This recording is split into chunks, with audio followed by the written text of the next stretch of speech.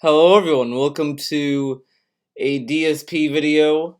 I don't know if I'll do all of what I want to do in this video, but we could go through some of the stuff that I want to kind of bring up. I think there's some stuff in the Q&A I want to talk about, so let's go through that. Heidi ho there everyone, Kermit the Frog here. Welcoming everyone to the stream. It's not easy being green. People are saying game codes are done on PS4. Kermit the Frog here. Welcoming everyone to the stream. It's not easy being green. No, he did that and he's like, oh, you would like to see that? Oh man, he was kind of teasing the idea of it being a tip goal. But he's not a children's entertainer though. No. People are saying game codes are done on PS4. If game codes are done, then how are people getting review copies of games? Now, it's amazing that his chat and DSP are both unaware of this. Now, I guess this could be something you could remember for later, but the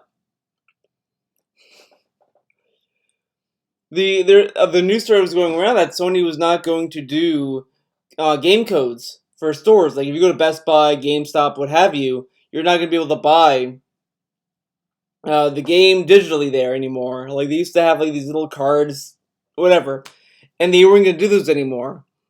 For some reason, DSP's like, well, how are reviewers getting them then? Well, they get a different system. See, and I guarantee you, once someone corrects them on that, like, oh no, the reviewers still get the code, but if you want to buy the game digitally at the store, you can't do that anymore. I guarantee DSP's gonna give us the so the reviewers get even more special treatment?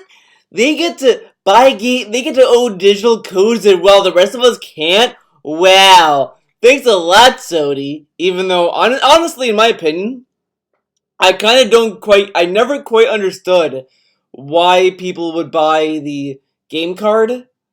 Now, I know the idea was like, what if PSN gets hacked and you don't want to put your credit card information with Sony, whatever, which is fine. But then you could just buy the value of the game with the gift cards. So I never quite got with the program with the game codes. The only thing I saw them like valuable for is for giveaways. Like when streamers did game giveaways, like that was a little bit more like, oh, okay, that makes sense to do that.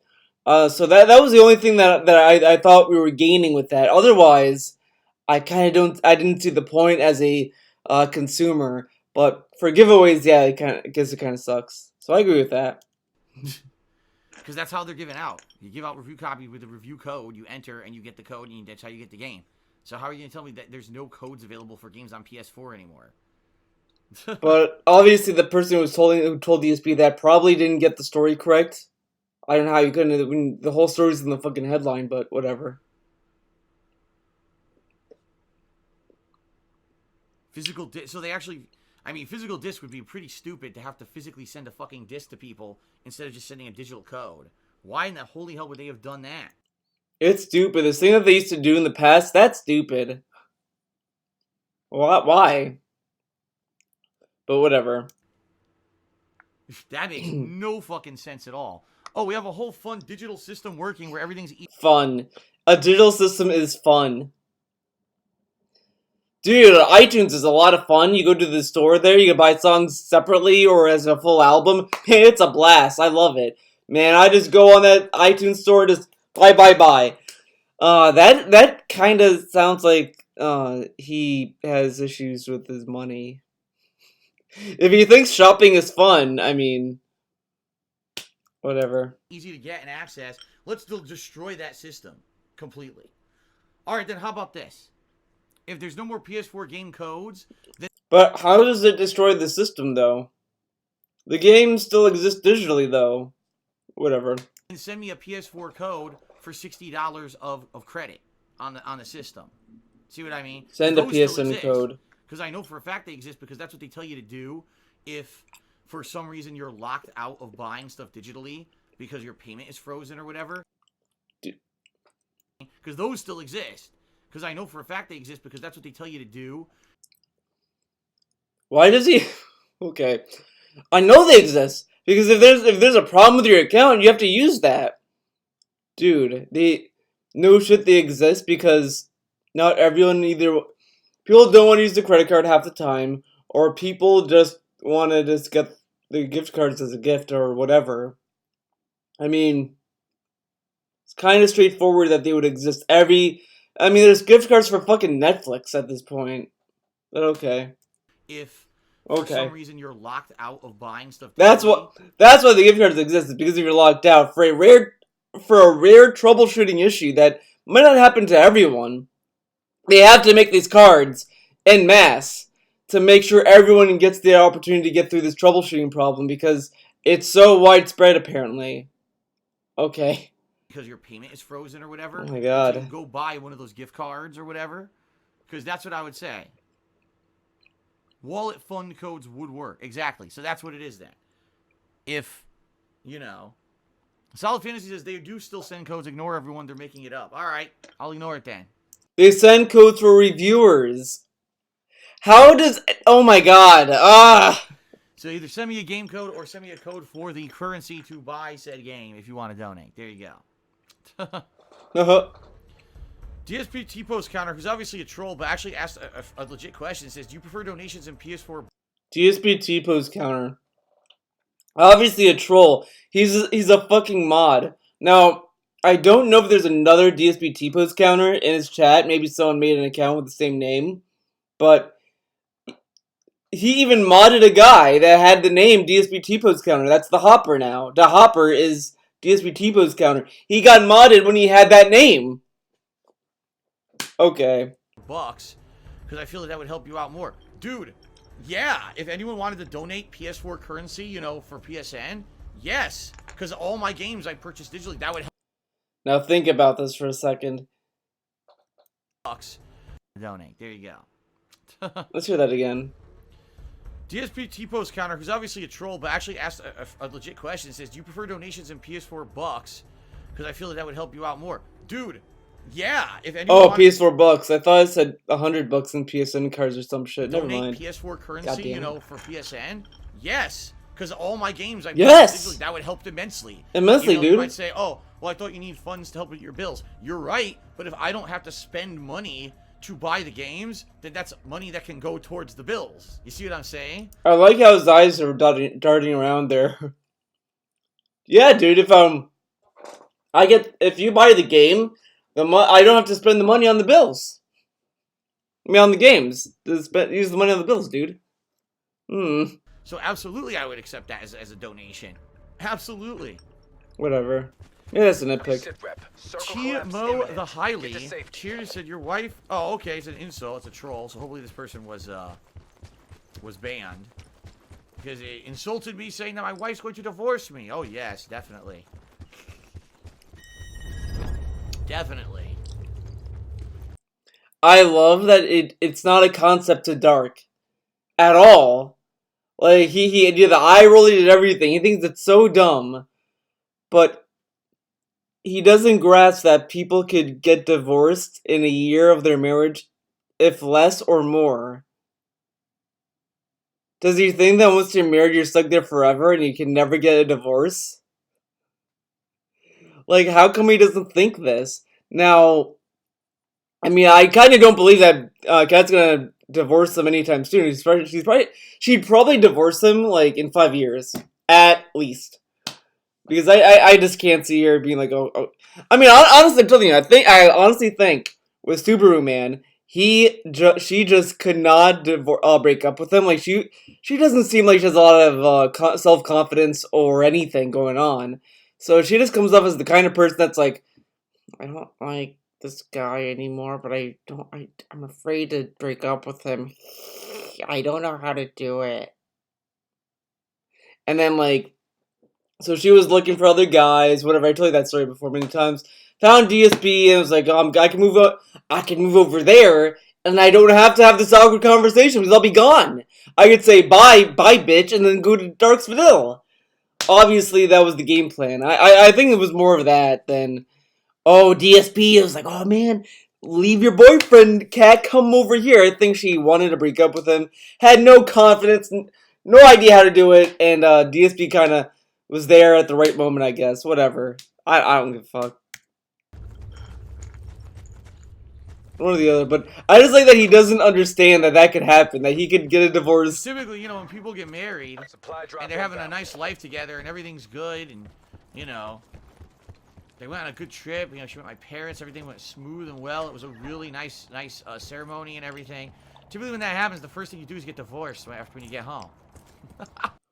No, this is the same guy that tells us every day, how am I supposed to know this was gonna happen? Dude, everything was going great, then this happened. So they could have had a good ceremony, a good, like, 2 weeks after being married, and then shit could go south, like, overnight. He doesn't think this at all! And this is what I mean, like, he never learns. Like, it blows my mind. It never, like, occurs to him. Jeez. Fucking idiot. Fucking idiot. Yeah. WC Great Tip to Dollars. How are things, by the way? How are you holding up like your new mascot? Let me put it this way. This week was not necessarily a disappointment, but definitely a weird week with thinking I was going to be playing Days Gone, then I didn't. Mortal Kombat 11, I like the game a lot, but I'm not good at it, and I'm having a lot of problems adjusting to online play in that game. Just in general, I know I'm not good at Mortal Kombat. It's hard for me to do combos and stuff, and then I'm trying to play it online. It's like, oh my god. Oh my god. I am still enjoying myself. What I'm hoping now is that now that I've stopped playing Mortal Kombat Hardcore as the only game, and now I'm doing the variety of chill streams again. The variety stream. I'll be honest. Mortal Kombat 11 started real good, and then within 2 days started to die out. 2 days. Okay. So I guess we could go into what I kind of wanted to talk about before. Let's see. Was it this one? I can't remember my dates. Let's see. This has to be it, because let's see. Monday's the 29th. Yeah. Man, I'm... Alrighty, everyone. Hello to the repetitive kind of stuff, wandering this open world that you've done in every other open world game. You know, the looting, the bait, years and years. It doesn't live up to the hype. With Days Gone, is compare it to Mad Max. Why are you doing it? And this happened, I'm not even kidding, for about 2 straight weeks as I played the game on and off and balanced it with other stuff, to the point where I was losing my mind because I was like, this sucks, you know, that people are not liking this game for whatever reason. I thought it was a good game. Okay? Now, I'm not gonna talk about the Mad Max stuff. Is this? This is a different era, deal. Ladies and gentlemen. Different era, dude. It is. It's a different era. This is an era where, for me, things are a lot different than they used to be. Remember, he's a variety streamer, but can't do the same thing now. I don't have a lot of disposable notification. I certainly don't have a lot of money to throw at games that are not going to be something comments that are going to be a good investment for the streams. So I'll give you a perfect example here. A game like Mortal Kombat 11, I know I'm going to get legs on it. Legs. Now, people act as this is something new. I mean, I guess it's more new. But he said, I heard him say legs before. I think he was talking about another game he was skipping. He was like, I'm not going to get legs on it, man. And the meme is so dumb. What does it mean to have legs? Like, oh, I can search it out for weeks on end. Okay. I mean, why not just say, like, I'm not gonna get a lot out of it if I play Days Gone? It's a campaign game, has only, like, a single-player mode to it. Not gonna get much out of it. But you could honestly say that about any other game he plays. Phoenix Wright doesn't have legs on it because it's a single-player game. Donkey Kong Country 3 doesn't have legs on it. Okay. Whatever. Reason being, there's a ton of content, there's a ton of characters in it. I know I'm going to get a couple of weeks of content out of the game before it finally dries up. A game like MLB, and I know that sounds silly, but even a game like MLB that's not so entertaining is a good game. I'm 100% not a YouTuber anymore. And seeing all the reviews coming in and seeing all these people message me, okay, then what I was going to do is say, oh, I forget it at all. But I'm not going to drop $60 on a game that I play 1 or 2 streams, and then you guys are so bored you never want to come back to watch it again. You see what I mean? I'm going to play a game for 1 or 2 streams that you're going to get bored of.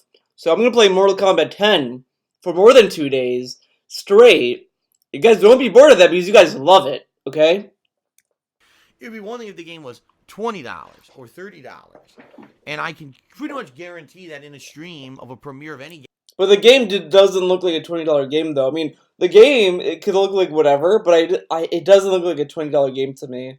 I'm gonna probably make enough to cover that kind of cost, but 60. But also keep in mind, I was thinking about this. I just thought about this. He spent more than $60 on State of Decay 2 because he wanted the day early edition or whatever the fuck it was. He got that, hated that, but this game that was $60 that he was getting whatever. Fuck it, I don't want to do it. $60 for a game I play once, it just doesn't fly anymore. Okay, it just does. I can't do it. It doesn't fly anymore. But how many games has he played that he liked? By the way, that he played like one time.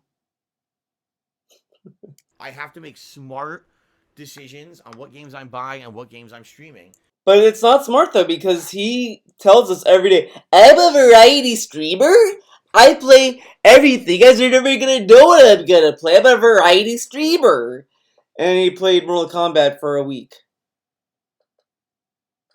It's not a lot of variety, but whatever. Because of my situation. Alright. You have a situation, dude, okay? So, I'm not saying I will never play Days Gone. I'm just saying there's no way I'm going to be buying it now. Maybe I wait a week or 2 weeks and all of a sudden Days Gone goes on a half-price discount, which, let's face it, guys, happens all the time. With these games, especially the ones that don't initially sell well or get reviewed well. So what about Battlefield 5, buddy? Almost frequently now. Any interest whatsoever in me skipping Days Gone, or if there would be like completely 100% lopsided and everyone's like, no, play it. Now, the thing that's funny about this poll was that he seasoned the fuck out of it, as Kevin said, and I think I mentioned this on Twitter as well, but he was like, I heard that Days Gone is boring and dull, so what do you guys want to see, Mortal Kombat 11 or Days Gone? And the options were literally like, Days Gone, no, play it anyway, or Mortal Kombat, son, because that's what the cool kids say. The bottom line is, if the I wonder which one he wanted to win. Majority, like let's say it was 80-90% landslide, or do it. So you might say, well, why did you even run the poll? I was curious to see if there was any interest. So now this is so fucking dumb what he said. I want to see if there's a landslide. Okay, I was trying to find footage or anything at all regarding The Last Guardian and Rise of the Tomb Raider, because I know for a fact, like, those two games were put in polls that they won, and DSP said that I'm making executive decisions because I know the trolls got in and fucked up the voting. And I feel like those games were landslide wins. And DSP said that, you're telling me that this was accurate? It was a landslide. That makes no sense. Usually it's like neck and neck, man. I've not seen at all a poll where it was like 100 votes for this and 2 votes for that. It made no sense. So it was the trolls. He gets a fucking poll that was like neck and neck. Oh, it has to be trolls, dude. There's no such thing as polls going neck and neck. It was a close fucking poll. But the trolls, because that makes more sense apparently. Okay. Whatsoever. Now, the other thing that's also fucking weird, and I thought it was weird, it was a Twitter poll. He did a poll on another fucking website before. I don't remember what it was. It was, was it for Jump Force?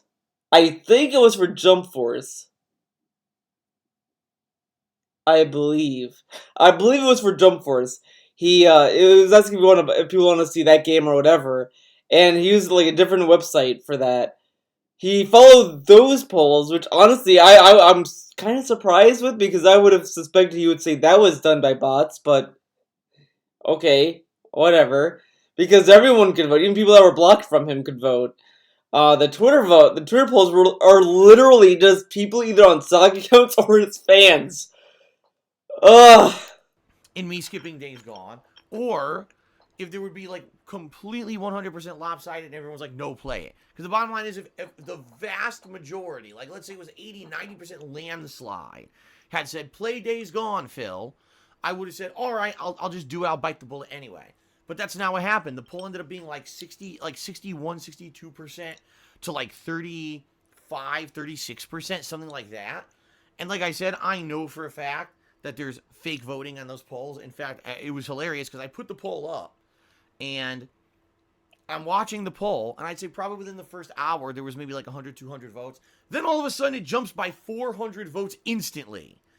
Now, for a guy who does internet for a living, he really doesn't know that there's a delay with updates on things. Like, he thinks it's like 1-to-1, which makes no sense, but whatever. Well, it makes sense theoretically, but it just doesn't happen. It's not 1-to-1, buddy. Gee, I wonder where the 400 votes came from. I'm sure they're legit that they all came in at the same time, right? But this happens every time I do an online poll. Every time? Then how come you follow them then sometimes? Okay. Ways to game the system.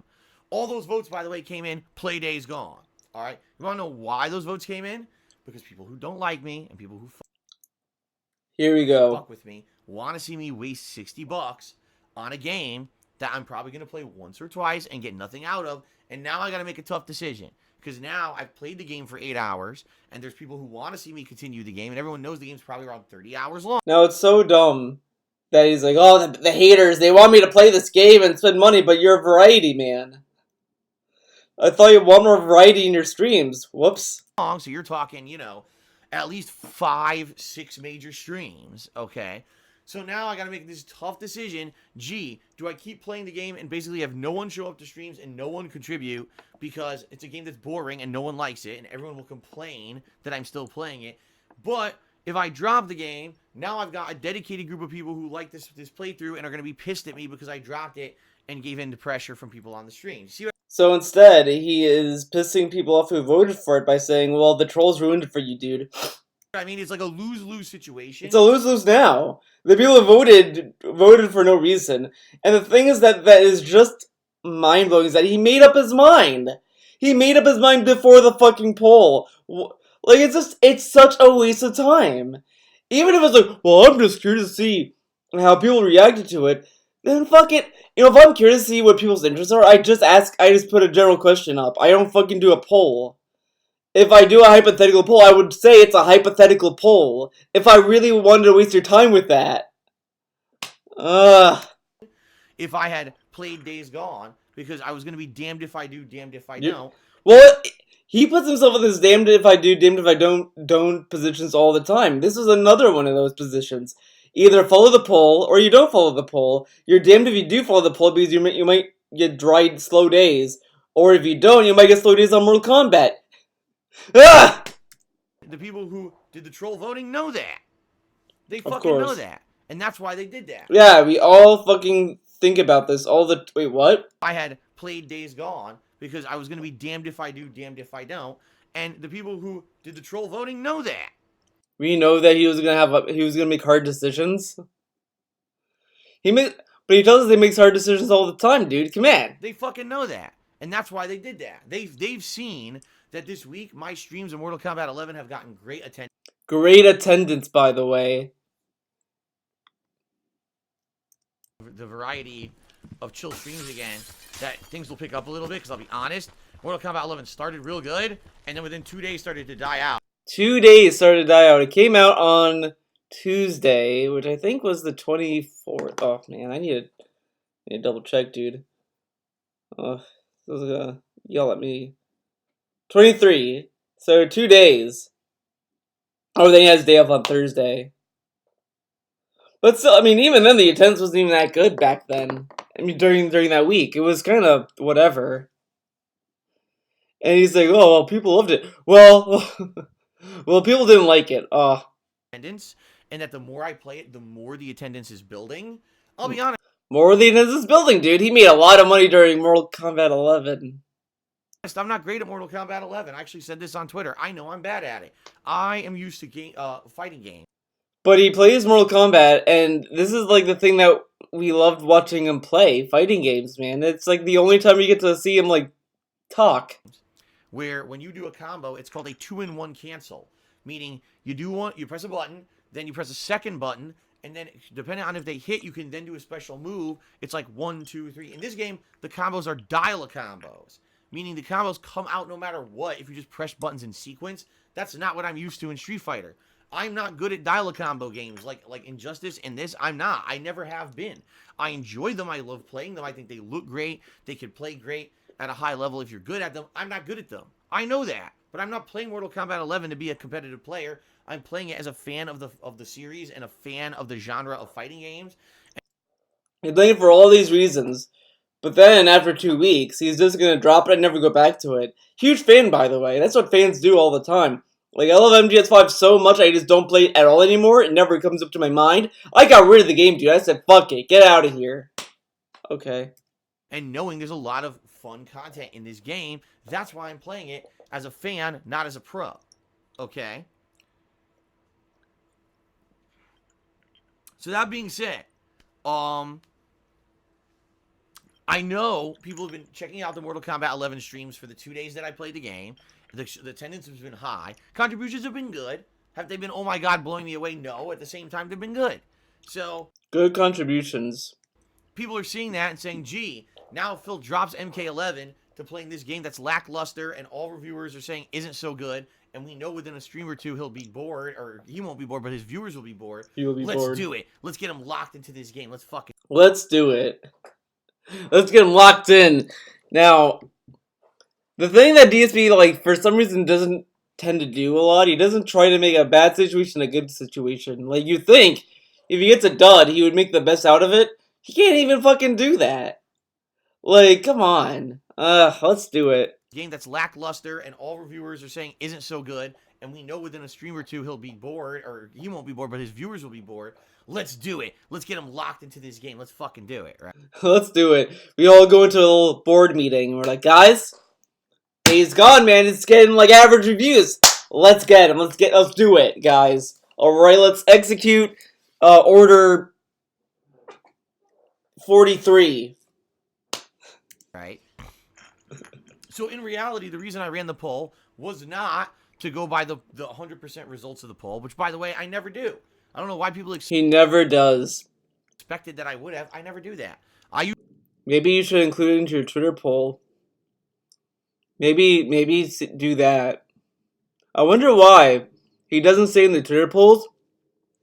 Guys, just curious, what would you want to see? Now, disclaimer, I'm not going to necessarily follow the poll results. Why doesn't he add that to the poll? Okay. Use polls to gauge public interest. And from what I saw in the poll, there's a group of people who really like my MK. No, what does that fucking mean? To gauge interest? Well, it doesn't mean shit. If you're just saying that, well, the trolls voted for Days Gone, then how do you know, and how can you gauge interest accurately then? Makes no sense. You can't just gauge interest and say, well, a percentage is trolls, and you don't know the actual percentage of who voted legitimately then. This meme of gauging interest is fucking dead. MK11 stuff and want to see me keep doing it, rather than just stop doing it or slow down doing it to play a game that doesn't look like it's very good. Alright? And that's what I got from the poll. If that, like I said, if that poll had been skewed massively, 80-90% play Days Gone and like 10% play MK11, I would have known it was the opposite. But the truth of the matter is that's not what happened. Yeah, he needs that for him to know that there's interest because... okay. It was more than likely, if you factor out... That's like him running the elections, and it's like, well, Bill got 1,000 votes, but Jane got 900 votes. Jane is the president, dude. Now, that's excluding the Electoral College. Let's say the Electoral College doesn't exist, and it's just whatever. It's DSP's system of voting. That's our democracy right now. The Dark Vanilla voting system.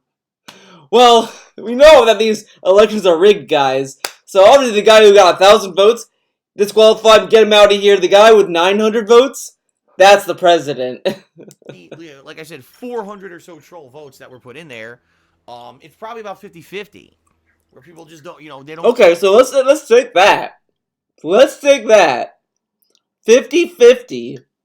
So what that tells me then is that he had nothing to lose. if it was 50-50, he could just buy the game on. He could just buy the game. He had nothing to lose. It was 50-50. Okay. Oh no, a lot of people, are still kind of in that mindset that we're still in 2012, and I hate to say that, but a lot of people remember the old Phil, the old days of YouTube, Your old Phil. where I made a ton of money. All right, I did. I made a ton of money. A ton of money on everything. No matter what game I played, I raked in the dough because ad revenue on YouTube it was just flowing like a river. Okay, and so I could afford to buy every single game. It didn't matter if the game was good, if the game was bad, if the game was hyped, if the game was dead, if the game had great reviews, if the game had terrible reviews. It didn't matter what game it was. But if we were to take this from his word and shit, then why did he spend so much money on games in 2 years? He still wastes money on games. He still does that. He bought fucking Jump Force. Now, the thing that was just dumb about that purchase was that he could have at least looked into the gameplay of it. Like, even the E3 trailer gave me no confidence in that game. And then, like, people were telling me even before he bought the game, hey, Jump Force is all fucked up, right? You shouldn't buy that. We're gonna fight for ourselves. If it's bad, we'll just make fun of it, man. Days Gone comes out. That could probably be a good game. I can't play it, man. Everyone's saying it's okay. So a game that said that was, like, shitty. Like, Jump Force was said to be shitty. A shitty game. He buys it to just check it out. A game that was, like, that's, like, getting, like, mixed towards the positive end of that mixed reviews. I'm not gonna buy it, dude. It's gonna waste our time. Okay. If I played it, people watched, and I made a bunch of money on it, and because I made a bunch of money, I could then in turn afford to buy every game. See what I mean?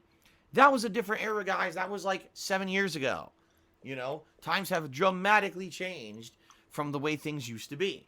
And so some people are like, man, I don't know if Days Gone's any good. I'm waiting to see Phil play it. And based on Phil's playthrough, I'll determine whether or not I can buy the game. Sorry, guys, that's not going to be the situation. Sorry, guys. It's just not. Sorry. I'm not in a position. Not in a position. I can afford that. I cannot afford to buy games, to play them once, have everyone be bored, and then I got to move on. All right? I just can't do it anymore. Can't do it. We're at a point in my situation. Where, that's the deal. And I hope that you guys understand that. And if you don't understand that, I apologize that you can't and you don't yet. I mean, I apologize you don't understand. I haven't been in that situation since 2015. I mean, it's been about 4 years now that I've been in a situation where I don't have unlimited funds. I can't just buy everything. I can't drop tons of money on stuff that's not kind of a guaranteed investment. But he buys, like, stuff that doesn't invest in anything. He spends money on fucking, what was it? On fucking Beanie Babies that are on sale.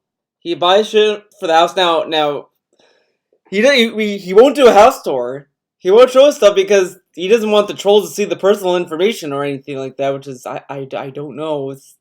What is in the house that could be used against him. But I guess he has a lot of rich shit in his house then, dude. I mean, come on. And it's funny because, a lot of people gave me shit when I bought the PSVR a few years ago. But the PSVR turned into being pretty good for when I got it. People gave him shit for not using it. Come on. And the coverage that I did at the did that have good legs? The PSVR had more legs than Days Gone. The PSVR had more legs than Days Gone. Fucking yikes. It was definitely worth the investment. Now, after that, I never used the damn thing again. Okay? Had legs, dude. See what I mean? So that being said, guys, I apologize to those who voted, and maybe you're angry that I did a poll on Twitter. I didn't go by the results of the vote. I wasn't planning on any... Now, the thing is that if you did go to a stream and say, hey, Phil, I voted for Days Gone. I'm very disappointed that you didn't play it. He's going to think you're a troll. Okay. I'm doing that anyway. It was only if there was an extreme case where I saw, oh my god, the poll's so skewed that I would have went and played Days Gone regardless. But, I do it for a reason. I've been here over 10 years doing what I do. I know how to take feedback from polling and the like, and I know that there's a trolling. He also doesn't know how to take feedback if it has to take his mom and his wife to tell him shit that we've been telling him for years. We've been telling him to, just to take the L on the condo or get another job. No, man, you can't do it. His mom tells him that. Okay, I'll do it. Okay. Element that fucks with me every time I do a poll. And I also know how to identify the trolling element. How do you identify? I could identify the trolling element. I'm that good. But if he's so good at identifying trolls, then why is John Cook a mod? Why is the Hopper a mod? They both shitpost Tevin memes. If he can identify trolls, why do they make him mods? Yeah, he is very good at it, guys. Like I said, 400 votes that showed up instantly, which is hilarious bullshit. Like, I'm that stupid to think that 400 people clicked playing Days Gone. It was. Right? You know, so I've been around the block, and I know what's going on, and I made the executive decision. I'm not to vote at the same time, right? You know, so I've been around the block, and I know what's going on, and I made the executive decision. I'm not playing Days Gone. However, like I said, all right, that doesn't mean that I won't ever play it. I think that's so good, but, you know, majorly. You know? Okay. Anything else I want to talk about in this pre-stream? Oh my god, dead or did dead air? I answered all of your concerns, right? I think. Started here. On what exactly you guys want to see. To tell me many of the character build in the same way they used to be able to be played, balanced streams like that. Okay? Alright, so that is the deal. Okay. Hope you guys have been enjoying the stream. Oh my god, you talk so... Details are listed on my Patreon site. I would say right now the perk you may be interested out for said contribution. Now, if you're here live on the streams and you want to contribute during today's stream, all right, and you want a shout out for said contribution, details are listed on my Patreon site. Fully reliant on your contributions in order to make sure that I can keep going. Okay? That being said, there are many ways that you can contribute, and allow me to explain them. First, there's my Patreon over at patreon.com. Why go to his Patreon? His Patreon's ass. I know what I want to... Oh. You know, actively on the streams. In the middle of an online set. I can't just interested in the method anyone who does consider doing it. And what if they feel like the benefits, they're 600 subs, and if we hit that monthly goal, I added a bunch of new emotes. Here we go. You guys to kind of have or not. Because I the subs fell off. Then when Sekiro ended, at one point we were above 5. Removed the whole out of 6. Thank you to anyone who does consider doing it. Okay, now, this is what I wanted to talk about. In the room. As you can see, guys, with the subs, I am still tracking monthly subs, but I've removed the whole out of 600 deal with the subs goal. Now, my theory on that sub goal, I said this when he first unveiled it, because he had like 510 or whatever, like 520, 30, 40, what have you, and he wanted 600 subs for this goal. And I said to myself, that's an odd number. Usually, when he's in 500s, like in the mid to low 500s, it would be 575, 590, something like that. That's like doable. But he made it 600, and I remember he did the same shit with the Cooking with the King sub goal. He made it so high that only whales could dream of hitting that goal. Only whales can, and he never budged. It never budged. But when he had other goals that he wanted to do that wasn't getting hit, well, since it was too high and a lot of subs fell down, you know what? I'm gonna lower the sub goal. It's not gonna be this much. It's gonna be this much now, okay? And he did that like multiple times in multiple sub events. And now suddenly he's like, oh, well, I'm keeping 600 subs. It is what it is. And it's like, really? Wow. Why? Well, it's very simple. No. My theory. I can't believe I forgot my theory. The most important part of a theory. I think he didn't want to hit the sub goal because he didn't know how to do it. Now, of course, you can say, well, Theo, he had that pole that he tested out with in Jump Force. Maybe he was going to use that or what have you. No. I think he was testing it out, but I don't think he was confident in it.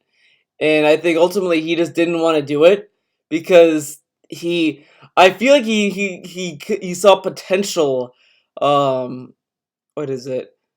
Potential drama, I guess, from it. I don't know. But I don't think he knew how to do it, and he didn't want to do it because he didn't know how to do it.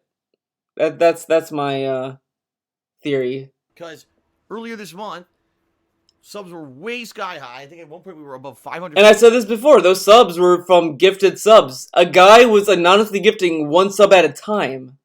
He didn't do like the packet of gift subs, so it didn't like spam the chat and all that. So people kind of, I don't know what it is, but I guess the guy just didn't want to like spam the sub emote. He wanted to just kind of do it slowly because he gifted like, I feel like this anonymous gifter gifted like, I don't know if they track how many gifted subs anonymous people gift out if they do it one at a time. But the guy was doing it one at a time, and it was obvious because it was like, anonymous gifter gifted a sub to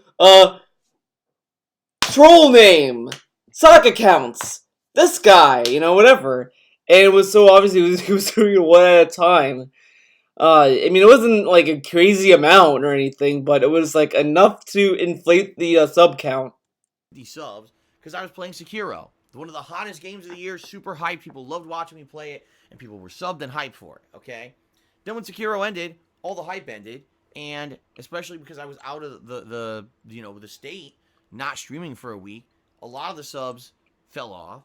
Now, I kind of don't understand why people would cancel a sub during a vacation that they knew was coming up.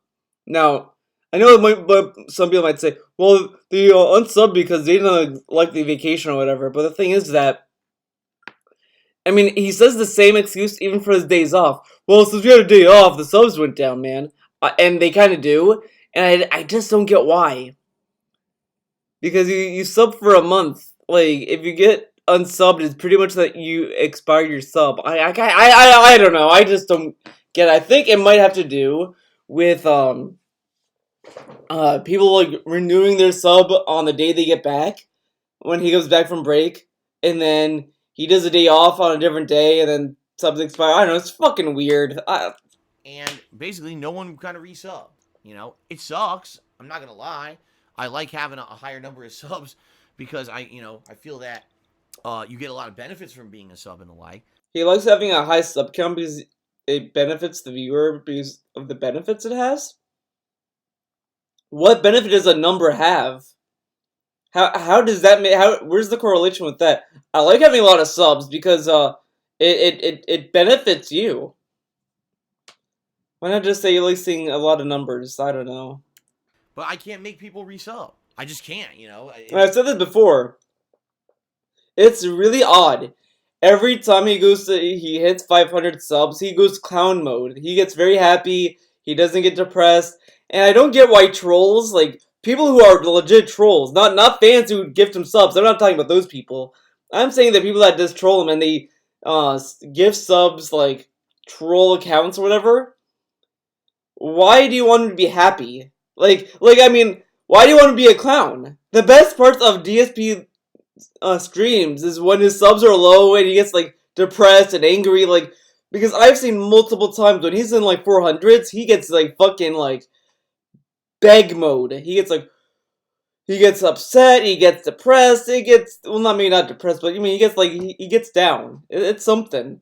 But I mean, if people want to become a cuck, they can. I mean, it is what it is, man. Sound good? It's up to people's choice whether they want to sub to the channel or not.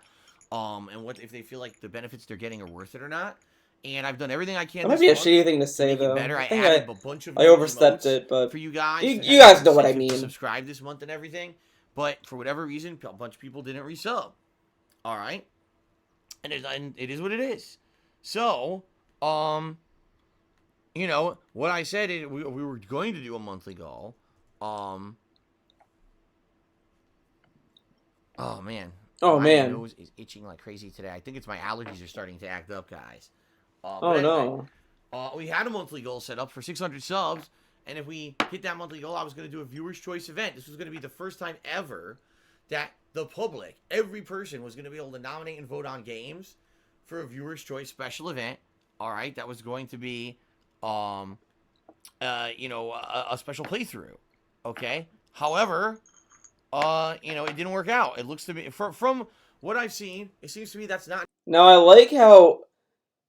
No, we'll get to it when we get to it. You guys are interested in, you know, and it's hilarious because now you think that would be it, right? You guys are not interested in that. You think that would be like the logical end, like thing to say about it, like, oh, we didn't hit the goal. I mean, obviously, you guys, you know, it seems to me that you guys are not interested in that kind of goal. So I'm gonna, you know, take that into consideration. You think that would be the end point of that thought, right? Well, guess what? Wrong. It's always the vocal minority, guys, because in the previous times that I used to do these kind of events, all right, in previous times where I used to do these events, it was patron's choice. So you would have to be a patron in order to nominate and vote on games, and then the patrons would nominate and vote a game. It would win. I would go to play it. People would complain, oh, man, that's not a game that the common viewer wants. No, get a load of this. In order to nominate and vote on games, and then the patrons would nominate and vote a game. It would win. I would go to play it. People would complain, oh, man, that's not a game that the common viewer... I love... Oh, yeah. This... Oh, my God. Like... This is so dumb. It's so shitty to say as well, because, like, the whole point of Patron's Choice is for people who are on Patreon to vote for the game they want to see. Why the fuck should DSP care? Like, remember when the Crash Bandicoot Marathon happened, the whole drama with that? And he said, well, if you're not a patron, they have no room to complain. These people support me, and I'm just showing my gratitude to them by doing stuff that they voted for. And then, but now it's like, well, the common viewer is upset with me now. Now they're saying that that this isn't what the common viewer wants to see. Really? The only people that ever complain about Patron's Choice is fucking DSP. How many times I told them not to pick Mario? Mario wins in a landslide. Guys, I just played Mario versus Rabbids. I just played Mario Odyssey. And then they vote for Mario Sunshine? What the fuck were they thinking? Oh my god. I mean, you know, fucking petty points. This fucking goddamn. You tell me if this sounds like fucking the viewers are saying this. You tell me. You tell me. Let's see. Was it Darkest Dungeon? This has to be in the tags. It's a great quote. Power to the patrons. I don't know. Oh, Jesus Christ. Oh god, this. Oh god. Look how scared he is. Sure, where is the waiting room? Oh shit. Right behind you, idiot. Uh-oh. You didn't have to call me an idiot. I just walked in the door. I'm trying to figure out what's going on. Well, if you look around, you would have been able to know. It literally says waiting room on top of it. Wow. You're quite rude. Wow. I'm 11. Deal with it. You're 11? 11. Oh, was it this part? I think it was this part. We don't have to see this part. We don't want to get dark control with Twitch, guys. He's a precious boy. He deserves to be on Twitch, okay? And Ballsy Fred cheered us that Darkest Dungeon is really good, and so is Doki Doki. I do think Darkest Dungeon is a good game. I liked it when I played it in 2016, but I have no recollection of how to play it. So I get the feeling I'm gonna die. Damn, I'm not even on the map anymore. A Pos Him just did a 25-bit cheer said angry Pos. I feel like the patrons who voted were trolling you. No, here's the problem. Here's the problem. Now that guy, who said that? For some reason. Who said that? Infinite did 100-bit. Infinite! The only people who complain about Patron's Choice are DSP and his top tier cucks. Those are the only people. Top tier cucks and trolls. Like the Hopper. I guarantee. Oh! Jesus, I feel like the patrons who voted were trolling you. No, here's the problem. But here's the problem, guys. This is the problem. Not the patrons. Here's the problem. And this is what I say when I do these events where people vote and nominate stuff. They only look at it from a narrow perspective. They don't look big picture. So, oh, Darkest Dungeon. I know that game. That's a good game. So Phil should play it.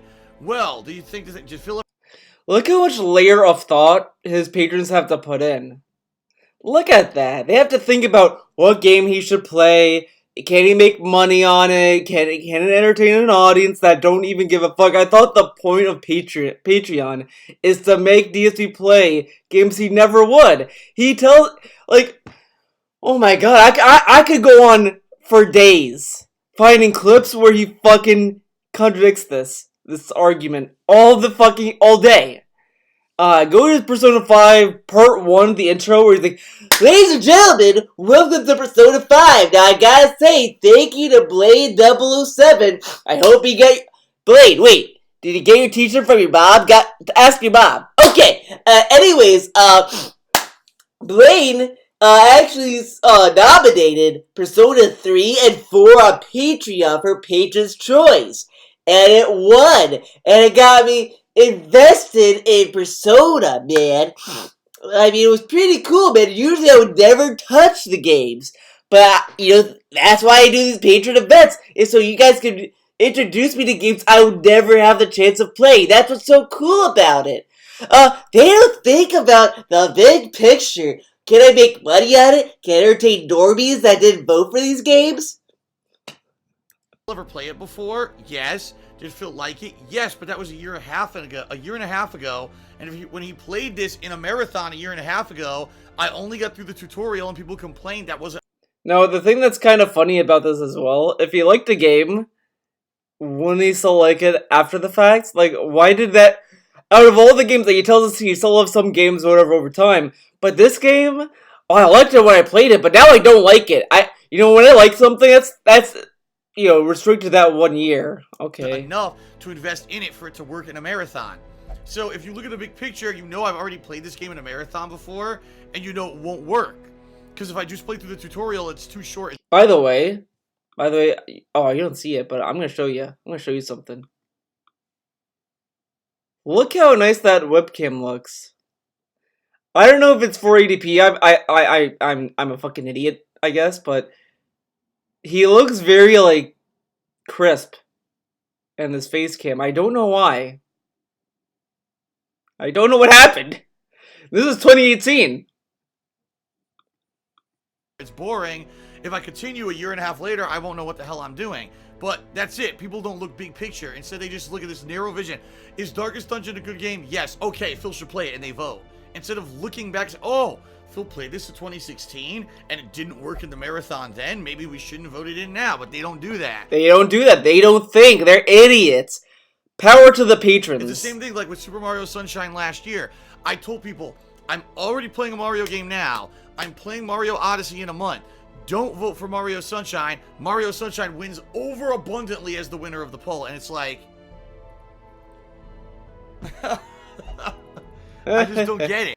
And then there's like a clip you can find in Danganronpa where he fucking shot the patrons as well. So very nice. Wants to see, why did the patrons vote for this weird game? But see how like only DSP was complaining about that? Now of course you can say, well the crowd was bored during it. They were bored. But it's patrons' choice. I thought the point of patrons' choice was for the patrons to vote. Game that's, not anything that we would have wanted. If only Phil would do a public poll instead of just the patrons, this would allow him to actually get a game that everyone wants to see, and he should do it publicly, but he doesn't. He always does a game that's, not anything that we would have wanted. It would win. I would go to play it, people would complain, oh man, that's not a game that the common viewer wants to see. Why did the patrons vote for this weird game that's, not anything that we would have wanted? If only Phil would do a public poll instead of just the patrons, this would allow him to actually get a game that everyone wants to see, and he should... And this is also a fucking lie. This did not happen at all. When he pitched this fucking sub goal, this never happened. This is how he sold it to us. Well, I think I'm going to do a viewer's choice for a Twitch sub goal because I want people on Twitch to have something that they can get that they feel like they're getting a part of. I feel like the patrons get too much attention, and I want to give Twitch something in return because I'm a Twitch streamer now, and I want people to sub and come here and get something out of it. I can't really do that if I do patrons' choice, with a Twitch sub goal. It just doesn't make sense. I want to do something with Twitch. But now he blames the fucking viewers for that. Oh, I kind of want to find that clip. But I don't know. I don't know if it's worth it. But I know he said that. Because there's no way that he said, well, people were saying that they want an event where they can vote for it, so that's why I'm doing viewer's choice. He never said that. He always told us that the whole reason behind viewer's choice was so that the Twitch audience could get attention, or whatever the fuck. That's what he always told us. Now, magically, suddenly, the viewers wanted that. And it wasn't his idea, it was the viewers' idea. Wow. Amazing. He should do it publicly, but he doesn't. He always does Patron's Choice. So this month I said, okay, forget Patron's Choice. We're going to do Viewer's Choice. And we got way low subs. So if anything, what that tells me... Literally, like, the thing that is just ridiculous, that he brought that up in January, that idea of viewer's choice. He told us that in January. I have this idea about viewer's choice. I don't know how it's gonna work, but I'm gonna think about it. And then we got, like, retrospective events, like, back to back. But he told us before he was considering doing this idea. That was his idea. The idea didn't pan out. It can't possibly be his idea. His ideas always work. This guy, I kind of feel that's what it is. I feel like that he can't admit that his idea failed, so he has to have imaginary viewers demand this idea, so he can blame them.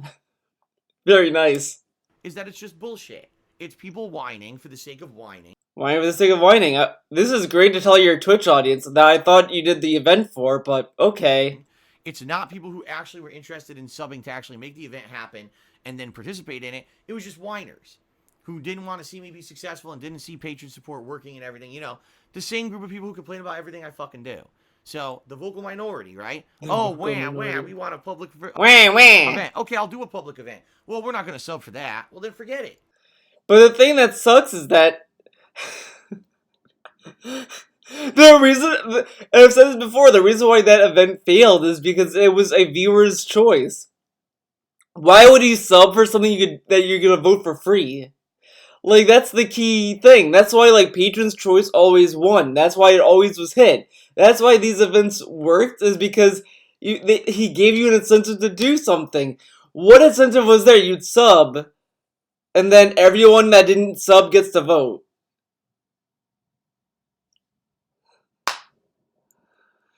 And the thing that sucks about this, I kind of feel low-key, this was done because of the gift subs that he was getting.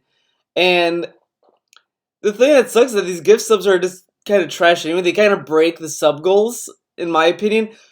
In my opinion, they just break the sub goals. It just doesn't... Because everyone does sub goals on Twitch for organic subs, and they kind of get them.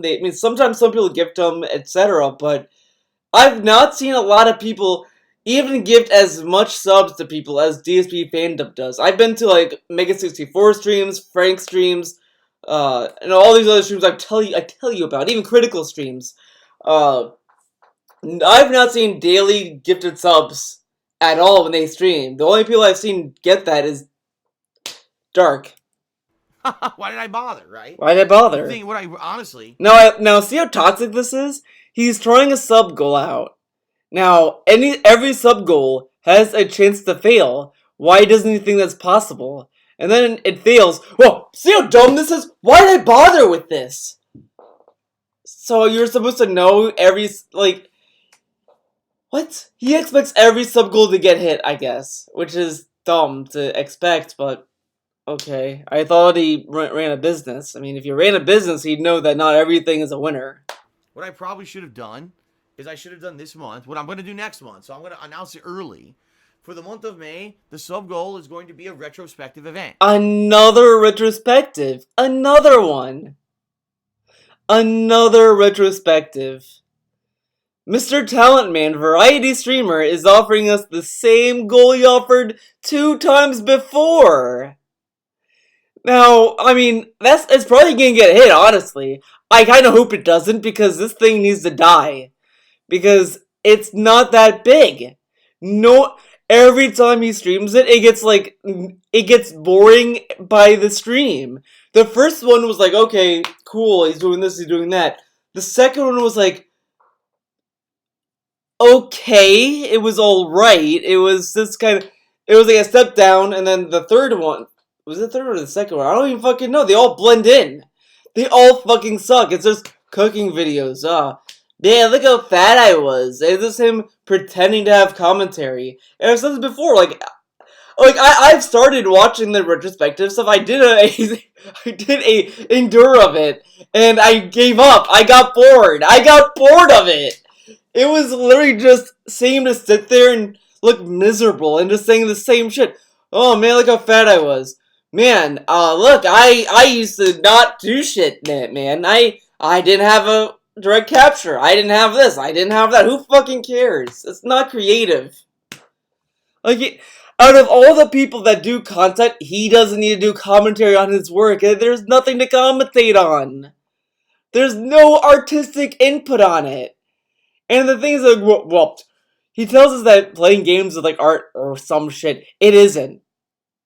It's transformative, I guess, but it's not art in the sense of like what's going on there that is so valued by artistic standards.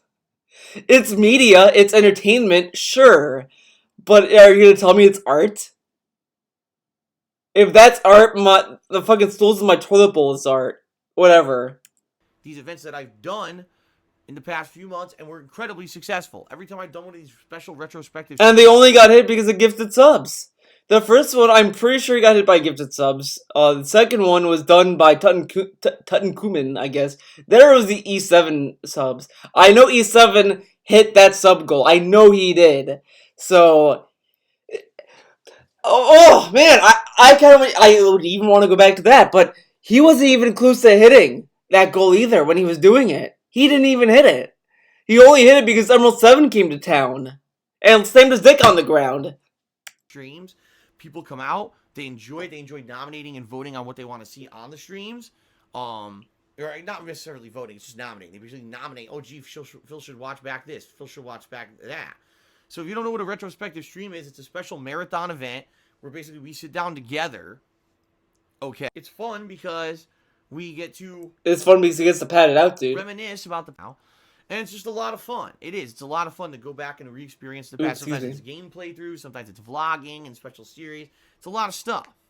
Okay, and it's fun because I've been doing this for over 10 years. If we hit it, we're going to be doing another retrospective event. Okay? The last 3 that I did were incredibly successful. So I'm going to go back to doing that. Enough with this viewer's choice because apparently people... Enough of this viewer's choice. He gets one chance and that's it. Every other goal had multiple chances. Except for this and the cooking event. I mean, the Master Run Challenge or whatever the fuck it was, didn't get hit. And he had to lower it. He tried it again. The Halloween was the same deal. The Halloween event didn't get hit. He did it again the following month. It got hit because he tried again. Don't want it. The people who complained about it the most didn't even sub. And they just whined and complained that they wanted it and then they didn't sub. So... it's just whining people, and I'm not gonna waste... Whining people. Why try Why try new sub goals if they're just gonna fail, dude? Well, it also might... For a guy that brags about being a variety streamer, he doesn't do a lot of variety, because part of variety is doing stuff that might fail. He doesn't do that. He wants to stick with the same goals that worked. Every month, it's the same shit, and it was like that for Patreon. Patron's Choice, this game marathon, platforming marathon, Patron's Choice, marathon, Patron's Choice, marathon, Patron's Choice, marathon, Patron's Choice, marathon. The only new thing he did on Patreon was Redemption Run. That was actually a Patreon goal when it first started, and then the Metal Gear Solid games are Patreon. Redemption runs were patron goals, and then the rest were free. Think how shitty that is.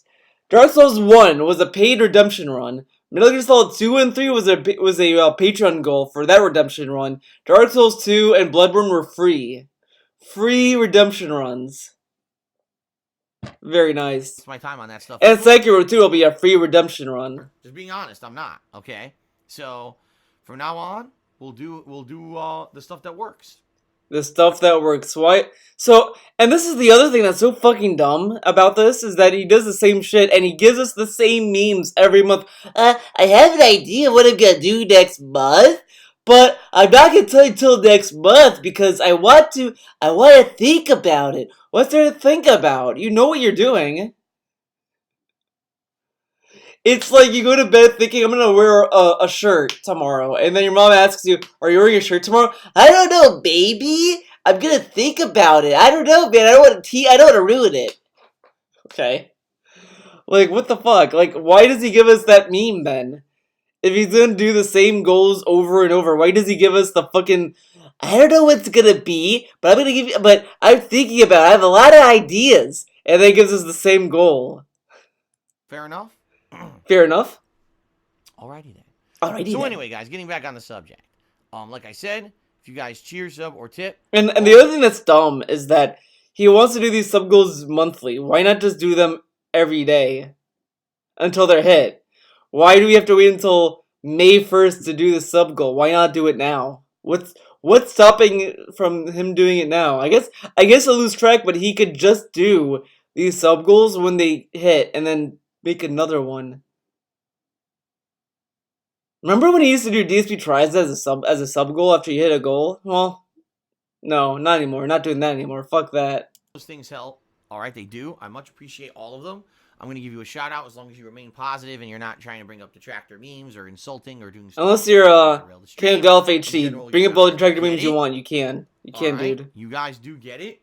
You guys get it. I'm gonna ban you. And before we get to shout outs, which we're about to start with shout outs, okay? And Super Blind Man. Boy abides. Okay. Is there any more gold dust here? Subscribe to the channel for 11 months overnight. Subscribe. Took me $2.50. He says, Brian said in the past he wants to play Rainbow Six Siege with you. You still in the game, you should play at a competitive level. When there's people... Greyside Will did a 100-bit cheer and said, why not make a poll if you don't plan on honoring the results? I already explained the whole situation. I'm not going to... Not only from reviewers, but people who had been watching other streamers. Reviewers, by the way. Today, he gave us a lie about this. First, he tells us, well, I looked at reviewers and I decided that the game is boring. Today, I'm gonna play. We're gonna see if the game's good or not instead of the reviewers, man. Okay. Play this game for days because sadly, as I told you guys, it's information about it all over the internet. By the way, I like how he told the other guy. I already explained it. Not gonna go into it again. The guy asked the same question, but not about the poll. He goes right into it again. Very nice. Not just the mainstream reviewers who may do it, factors, timing, etc. You know, how things are going with me and if I can afford a game or not at a certain Marine. Why didn't I play Ace Combat 7 or Kenshi? First of all, I don't even know what the hell Kenshi is. Never heard of it. That's why I didn't play it. I didn't play Ace Combat 7 because I didn't think it would be a good game for streaming. You'd probably watch me fly the plane once. That literally could be a chill game. He plays MLB, but he doesn't think that Ace Combat 7 could be a chill game. Okay, this is a great gimmick, and after a few hours, say, I don't want to ever see that It's again. a gimmick, okay. Not riveting for a gameplay stream. I'm looking for things that are going to... Says the guy that plays Mortal Kombat. Fighting games now have gimmicks, obviously, like fatal blows, press X or whatever during the fatal blow to do bonus damage, the gear system. All those are gimmicks in that game. But he doesn't want to do Ace Combat 7 because that's gimmicks in it. That's just going to be for one stream, man. Over time for gameplay stream viewers, and in addition, things that are going to get me bang for my buck value. When I buy a game now, I'm... Why do you care about bang for your buck? You're not going to play Mortal Kombat 10 after May 2nd. Like, if he plays... Okay, I'll say this. If he plays Mortal Kombat 11 the whole year, I'm gonna be that guy the whole year. If he plays it until April of next year, then he could brag about it all day long. But until then, he gets no bang for that buck. He plays it for a few times, then he just kills it off. Now you argue that well, Theo, you have a backlog. What about you? Well.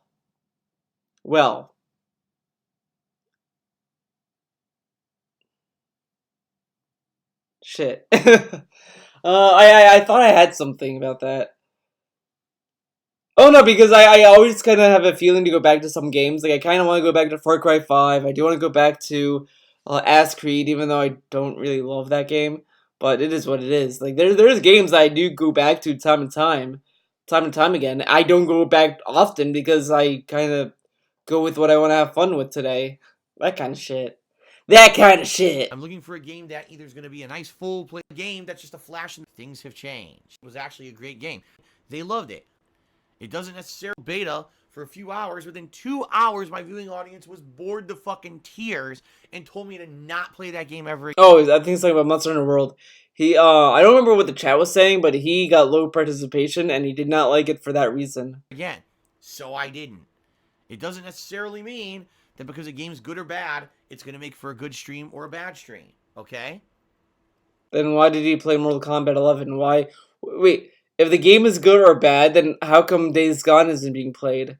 If the quality of the game doesn't matter if it's good or bad, to make a stream good, then why isn't he playing Days Gone? That game could be good for streams. So there you go. There you go. All right. I agree. Philly Buckeye SP subscribed to the channel, okay? Then did a 50-bit cheer and said, I had a dream last night. I was watching the Phillies game on Unlocked. Up next, we had a Real Talk Mod Me, who cheers, and knowing your fighting game playstyle, I think you should try out New Era Garrus. He has projected by myself, right? So what's the point? Continuing on, he says, some of your viewers want to see Days Gone on your channel, but I played it, and I will tell you this much. It will not keep your viewers' attention for long. And that's exactly what I was Okay, whatever. out. Let's go back to this. And, you know, what I mean by that is not to say attendance, because people keep showing up. So they like when I rage when I suck, but I also have to make enough money to pay bills and stuff. See what I mean? So, definitely I'm hoping that things now will pick up now that I'm doing more variety content again. Coagulo... Variety content, dude. Let's see. Pat took me $5. You're the top tipper for the night. Is this even worth it? Reminder, everyone, PayPal fees are 30 cents per transaction. Something to think about when tipping just $1 or $2. It's true. It's true. Yeah, I know a lot of people are sending in dollar tips, but understand that PayPal takes 30 cents out of each dollar. You know, look how greedy he is. It's absolutely true. So if you're gonna do tipping like that, you might want to consider fronting the cost. The thing that's dumb is that now, I guess I don't know. I'll say this. I'll just get a little bit of this, I guess. Usually when you tip me, I usually just kind of have it sit in my PayPal account until like the end of the month. Then I kind of cash it out. And those dollars actually add up to me, and that's great. It helps me like kind of it just helps me. I don't know. It's better to do whatever you guys feel comfortable with. I guess it's ultimately that's the thing. Like if you guys want to cheer like $1, that's fine. Tip $1. It's all on you. I said cheer. Whoops. Twitch, no. But you know what I mean. Like it really should be up to the person who's tipping, not up to the streamer. Like it's not my responsibility how much you give me money. That's dumb. Guys, gotta cover all these fees, man. Okay. Fuck off. You can do the option, I'll pay. Like, who says this? You gotta cover the fees, guys. You know, if you tip me, you gotta cover the fees. Fuck off. Or whatever. Tip what you want. Me out more. Or doing larger... You know what? I wonder what he would say if people tipped him 25 cents. If people just didn't tip him the $1 and tipped him less than $1. A guy tipped me 50 cents. Wow. And he says, what up, Phil? Wow, this guy must be a troll. Imagine if he thinks you're a troll if you tip less than $1. Large tips rather than a bunch of little ones, because then you only do the one transaction fee. I bet it's a robocaller. I'm sorry, guys. I'm not picking up. I'm not getting up for that phone. You gotta deal with it. I'm sorry. Rather than a bunch of transactions. It is what it is. Dream catalog. So for 5 months, and says, what was the biggest difference I noticed on my return to Connecticut? Congratulations, sir. Thank you very much, Dream catalog. I would say 2 things. Number 1, a lot of places had closed down. Jeez. Since I had lived I muted myself. There are a few new ones too. For the most part. So he's talking about Connecticut, like, oh, how it changed. Oh man, Connecticut's falling apart, man. No. I mean, Connecticut's Connecticut, whatever. It is what it is. Serena Valentina It is what it is is. to me $5 is asking, is Kat pregnant? And that's why we were forced to get married. We weren't forced to get married. We wanted to get married because we love each other. You weren't forced to get married. You wanted to get married. Then, oh, poor Leanna. And we know we're meant for each other, and we're soulmates. We know we were meant for each other. I don't believe in perfect couples, but we jived, we meshed. Okay. Mates and best friends. And he's Wait, asking, what? is Kat pregnant? And that's why we were forced to get married. We weren't forced to get married. No, We the wanted thing, I think he was into this here, but this sounds so off-brand for Dark. to get married because we love each other, and we know we're meant for each other, and we're soulmates and best friends. Best friends. We're soulmates and we're best friends. And we're this, and we're that, and she's my everything, okay? And we wanted to tie the knot all year. Like I said, we All year. I think he wanted to tie the knot when he was dating her, because he was like, man, Leanna wanted to get married and I fucked that up. I'm not gonna fuck that up with this bitch. I'm gonna marry her and she can't leave now. I'm doing everything right now. He's doing everything correct now. He learned. Because obviously that's how you make a good relationship. You gotta marry the bitch. If she wants to get married, you have to marry her. Otherwise she's gonna leave. Even if you talk, don't talk to your girl. Just marry her. That's how you fix everything. That's what he did wrong with Leanna. He didn't want to repeat that. were engaged since last fall. You guys just didn't know about it. You guys didn't know about it. I can't afford getting married. I need money for taxes. We love to get married, but we need to pay taxes because you don't know where to live in the house, man. We got married. Doesn't understand why that. Whatever. I talked about this last And time. I was very happy to do it. And no, she's not pregnant at all. We don't want kids. I said many times, we don't want kids. So, yes, I did propose. She's like 26 and not 26. She's like my age, 28, and she doesn't want kids. 29. I'm 29. Whoops. If she doesn't want kids, well, might be for the best, TBH. Proposed to her after, let's see, 8 months. After 8 months, I proposed to her of living together. But keep in mind, we had been talking and dating since the middle of 2017. The middle of 2017. The year that he said he was single, couldn't talk to girls, had no dates, can't do any of that. He has no time for a romantic life. He has no idea. He can't do that. He has to stream every day. Man, he's a single bachelor, man. Dating her, flying her in the middle of 2017. Now I've said this before. He's gonna say, oh, I had to say that so people wouldn't find any information.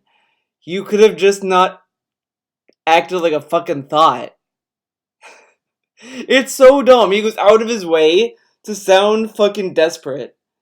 I'm single, I'm depressed, I don't have a girlfriend. But then he's like, oh no man, I had a girlfriend the whole time. Maybe don't act like a fucking lonely man then, because you're not lonely then. You weren't single, you weren't a bachelor. He doesn't think how that makes him look at all. And if he wants to not tell the detractors or share the information he was seeing a girl, he could just not mention it. Like, I don't, like, I think the term is double down. He double downs on a lot of things. I think that's what it is. I'm probably misusing it, but it's the same thing with the marriage, same thing with even the stuff with the curse, I feel like, in Machinima. I mean, he just gives us, like, wrong information that makes him look like a liar, and then gets mad when you call him a liar. Like, he doesn't think that pretending to be single and saying he's single and depressed and lonely and he can't meet a girl, and then he flies in a girl and said that he was actually dating her the whole year, half the year, is gonna make him not look like a liar. He doesn't see how that looks, and of course he might say, "Oh, Theo was just stretching the truth. That's not what happened." I mean, if you're negative, you see it that way. No, dude. No, I can see why you lied. I can see why you said that stuff. That doesn't make it not a lie. I mean, I could tell you a lie and people could say, I can understand why you lied to me, Theo, but why the fuck did you lie to me? Okay. So, technically, even though she moved in with me February, Technically. February 2017, so even though she moved in February 2018, We had kind of been together since the middle of 2017. But you said you were single. What the fuck? Okay, Goon Momo says how you and Kat met, my bad. Let me put it this way. 18, we had kind of been together since the middle of 2017. So. Oh. Okay, Goon Momo says how you and Kat met, my bad. Let me put it this way. I don't want to... Now, this I kind of talked about this on Twitter, but I love that when people ask him about how him and Kat met, it immediately becomes, well, it's personal on Kat's end. I need to talk to Kat about it. Kat has to want me to tell you. But he could just tell us on his end, through his perspective. He doesn't have to. We don't have to know Kat's origin story to how he met Phil. The question is, hey Phil, how did Kat meet you? It was Phil. How did you meet Kat? He could literally tell us anything, and we'd probably believe it at this point. But I mean, why does he need Kat's permission to tell us what he experienced? People want his perspective on it. We don't need to know where Kat came from, what's Kat's family like, what's her living situation. We don't need to know that. Because, I mean, obviously when you meet a girl, you're not going to magically know all the stuff that's going on behind the scenes. You're not going to be like, whoa, man, let's see if I remember, I'm trying to remember, like, when I first met my girlfriend. When I had one. I had two girlfriends. I think both of them I met at a party. Not at the same time, by the way. I should say that. I didn't meet these two girls at the same party. That would be insane. But, I think, man, I really wish I remembered. It was like 2010, I think. I was dating this girl. I met her at a party or something. We hit it off, and we started to spend more time together. And then she was like inviting me over to her dorm, and it's like, oh, there's no one here. I was like, oh, hell yeah! I ran over there, perfect, etc. That kind of shit. It was smooth. It was like that. Play a man. Sound good? So that's kind of how I met that girl. The second girlfriend I had that. I that kind of feel a little pissed off about, because the way we broke up wasn't pretty. I was like, this dumb bitch. Nah, just kidding. It's something else. Let's just say that this girl wanted to date another guy that was already dating someone, and she's like, she probably was like, I don't want to be single. I'm gonna date Theo. Fuck it. And I was like, okay, whatever. And then after like 3 days, she was like, oh, okay, I can't do it. And I was like, okay, bye. Oof.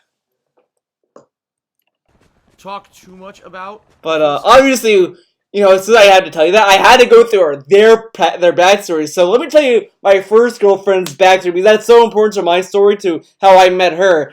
So she was blonde. She went to the same school as me, same college, obviously, and she I don't know her backstory, man. God damn it, that's what I fucked up. I need to know everything about her backstory. I should have asked her about her ex-boyfriends, that shit, because obviously that's what you do when you're dating someone. You talk about their ex-boyfriends. Like, he doesn't realize how shady this sounds.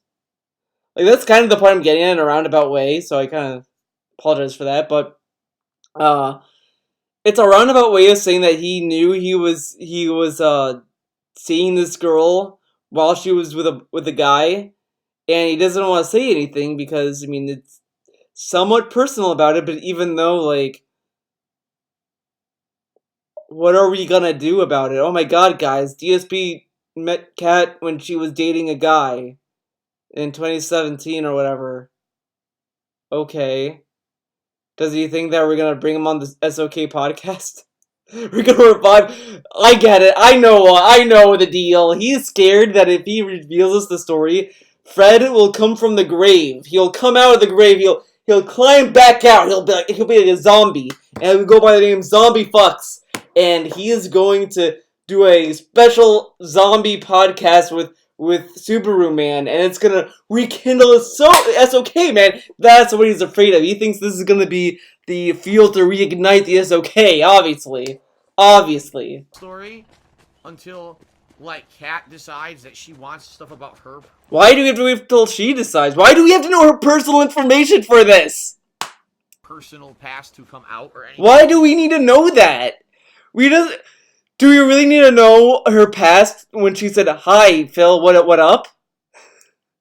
We need to know her past for when she asked DSP about OBS or whatever the fuck. We need to know why she made a tweet saying, "Man, OBS is crashing on me" or something, and DSP replied, "We need to know the backstory to that, apparently, because that's so important to the story." Ugh. Anything like that. It would not be fair for me to do that because we are married and, you know, it's half and half. This is so fucking stupid.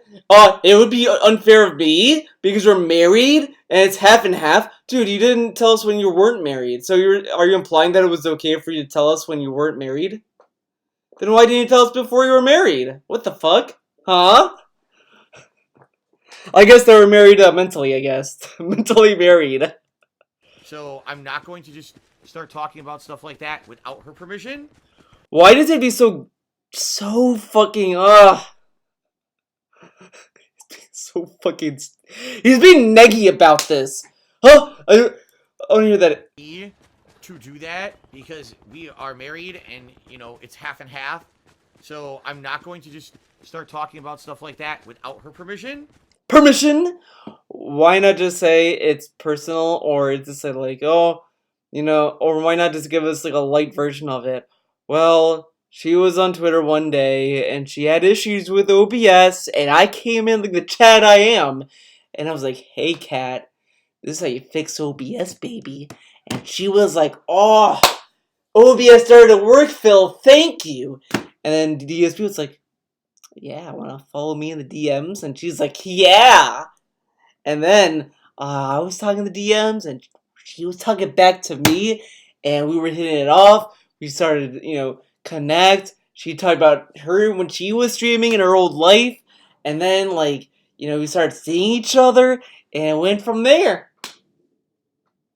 I mean, is he gonna tell us that he flew to Michigan and beat and punched Subaru-Man in the face or something? Like, what? Was it? Wait, he was involved in the demon shit, and he pretended like he didn't know when people brought it up because he didn't want us to know that he knew about that. However, maybe one day we will. One day we will. When she dies?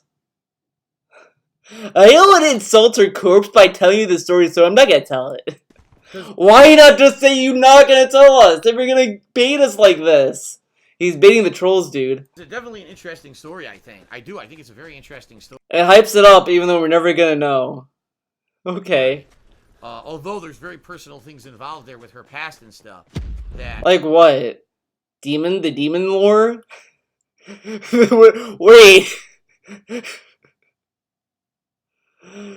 So either he doesn't want to admit that he stole her from Subaru-Man, or he realized that if he tells the story, it's gonna make him look like a cuck. Because, not a cuck, like a weenie, I guess. I don't fucking know. I don't know how to describe it. But like that she's using him. He doesn't want to, it's either that he doesn't want to look like a guy that stole a girl away from some guy, because he wants to be a victim man, he wants to be like, I would never do anything wrong to anyone, man. Or he realized that the real reason why Kat moved in there was because she had to leave the state for some reason.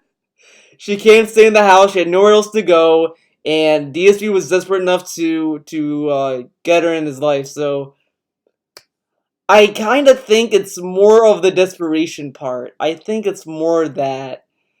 The stealing of the girl, I don't think DSP is that kind of guy, because I don't think he's that aggressive to do that. I don't think he's like that at all, because he gets upset when Panda Lee probably did it, because he was like, oh, she betrayed me, like Rambo and Howie, fuck him, whatever. He gets like very upset. Like, he said that lying was like worse than murder. Lying is worse than murder. And to me, I think the only way you could ever think that lying is worse than murder is if someone lied to you in your relationship. So, kind of tells me that I think Leanna had some secrets that Dark didn't want to know, I guess, because it was kind of it played out very odd for the whole thing with Leanna. But I think it was just that I think it's mostly the desperation. I think it was just things aligned. I know it sounds dumb to say things aligned, but I think it was just that she didn't want. She wanted to break up with Superman. She didn't have the courage or the fucking confidence for it because I mean, look at how when she was on camera with him.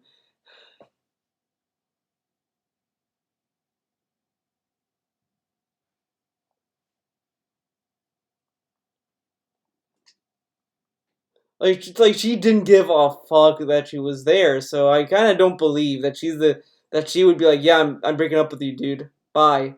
I see her as the kind of guy the kind of guy, whoops, the kind of girl that would be like, I don't know how to say it, so I'm gonna like just to see this guy.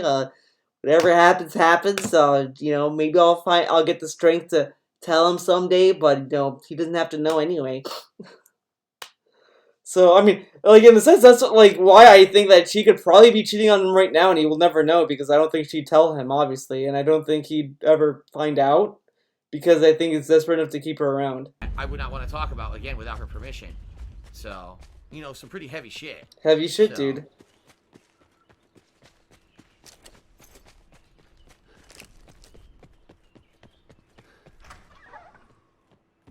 He looks so miserable in this. But the bottom line is it's none of anyone's business, you know, unless she wants to... It's not anyone's business, then why did he hype it up to us, then? It's a very interesting story. Oh, you know, maybe someday we could tell you. It's very interesting. It's very personal and deep and heavy, man. It's not your business, man. Then why fucking hype it up? To talk about it, you know, and then that would be up to her to reveal that stuff to you. Why is it up to her to tell us how you met her? We don't need to know Kat's life story to know how she met you. Because I assume the first encounter with her isn't, hey, strange lady, how's Superman? What's up? How's your boyfriend? You guys, but it really isn't anyone's business. So, just like everything else that we've done, you know, together since we've been together, it's our own business. It's our own business. I can't do this because of that. I can't do this because of that. I can't do this with Kat because of this. I can't do that with Kat because of this. None of your business what I do with Kat, but I can't do things. But I can do things. Business. Which, by the way, I forgot to tell you guys, I do have a lot more wedding photos. If anyone's interested, I don't know if you guys would be interested in more because I only posted up like 1 or 2. People asked him the week he got back, "Oh, are you posting more wedding photos?" I do have more, but I need to talk to my parents about it. He has more. Are you guys interested in it? I don't know, man. Why can't you just upload it to Instagram? What's to lose? But I have a lot more wedding photos now. The relatives who attended finally sent my dad all the photos they'd taken. So there's a pretty good amount. If you guys would like to see more, I would have to post them up on my Instagram, I guess. I guess. As opposed to what? Connecticut can be a dangerous place if you go to the wrong parts of town. And sadly, first when we arrived, we had to go to the wrong parts of town in order to get them. Oh yeah, Connecticut's so dangerous, guys. I mean, you hear my screams. I mean, I live in Connecticut. You hear the gunfire, obviously. Bang, bang, bang. And, you know, like, dude, when I go outside, man. You know, like, man, I don't know. It's dangerous, guys. Dangerous out here for a Greek. Marriage license, but once we got that, we never went back. Like, I'm not even kidding. But I thought his parents lived in Bridgeport, so doesn't he have to go back? We were 1 fucking block away from where my friend in my teenage years, my friend was gunned down and murdered. T, who I've talked about many times on stream. We were a block away from where he was fucking murdered. It's like, Jesus Christ, I never want to fucking come back here, dude. Seriously, like, I'm trying to forget this shit and have a good life, not think about this terrible shit all the time. So, but okay. We just didn't go back there after that. I mean, literally, it's dumb to say there's no crime in Connecticut or violence or shit. It's dumb to say that, but at the same time, like, really, Connecticut, it has a high crime rate? Really? Okay. We're okay, so. Okay. Palm Primus, that is not correct. See, here you go. So Palm Primus has said, not everything gets taxed. Gifts up to $10,000 are tax-free. I know this because I went through this. You're right, but any money that people send me via tip. Wait, what? See, here you go. So Palm Primus has said, not everything gets taxed. Gifts up to $10,000 are tax-free. I know this because I went Gift? through this. I like how you read that. You're right, but any money that people send me via tips is considered tips via Tips? is taxable income, not a gift. Anything you guys tip me is a tip, not a gift. All right, so that's the way it works. If you tipped me $60 and to say, oh, Phil buys Days Gone, here's a $60 tip, I have to pay taxes on your tip. Versus if you send me the digital code for Days Gone or you send me PSN credit code and I put it in and buy it with PSN credit, I don't have to pay taxes on that up to $10,000. That is correct, Primus. So that's how it works. Alexander Rossi says, why not call them donations instead of tips so you don't have to pay taxes on it? Because that's not how it works. It's not about how you call it. It's how you transact it. And when I explain to my tax guy, I perform a service. As I perform said service, people will give me money as a tip. Basically, it's the same as, like, you know, you go to a restaurant, tax guy, I call them donations instead of tips so you don't have to pay taxes on it, because that's not how it works. It's not about how you call it. It's how you transact it. And when I explain to my tax guy, I perform a service. I tell my tax guy I'm performing a service. And I'm getting money for that service. Boom, tax me, baby. Why not just say, that you stream and people, I don't know. I don't know. I don't know. As I perform said service, people will give me money as a tip. Basically, it's the same as, like, you know, you go to a restaurant. I like I mentioned this tax guy when he says, I talked to my tax, I explained this to him, that I perform a service. What, shouldn't he have said, I asked my tax guy, how does this work? And he told me. Why did he have to explain to his tax guy how his income works? I thought the tax guy's supposed to know that. Okay. He had to explain to the guy he's paying money for how tips work. Someone at the restaurant serves you well and you tip them. That's what it is. And he said, no, that's taxable income. Go to work. It's not considered a donation. Oh, now he said that. Okay. A lot of verbal diarrhea. A lot of it. Donations would be like, for example, I don't do anything. I don't perform a service at all. And all of a sudden, my mom gets deathly ill and I need money for an operation for my mom and I put out a GoFundMe. That's donation. See what I mean? But that's not what I do. I perform a service and you guys, you know, contribute per the quality of said service. So that's considered a tip, and that is taxable income. Okay. Yeah, Golden Colts, see, here's the thing, Golden Colts, I didn't want to, because he's saying I should have got a gun if I lived there. I didn't want to fuck with that. Should have gotten a gun. Number one. I should have got a gun in Connecticut. Yes. I knew I didn't want to stay in Connecticut. I wanted to get out of there. Well, actually, I guess people did have. And I believe that there's a lot of situations, like if you move a gun from state to state, now there's regulations and shit. And number two, I was actually more afraid of basically doing something I would regret. Like, if someone broke into my house and I had a gun, I don't know if I would have the self-control to not shoot them. I love that. If someone enters my property, and I don't know if I would have the control to not shoot them. It's self-defense. Whatever. I'm saying, like, that's my home, and I don't have to take any fucking chances with this person, you know, coming at me or my family or whatever. It's your property. It's more like a self-control thing for me. That I don't By the way, he has axes. How is that even better? I kind of would feel using an axe would be more like, hey man, it's fucked up, because, like, you know, I don't know. In a situation that could ruin the rest of my life by having a gun. You know what I mean? But you could do that with an axe.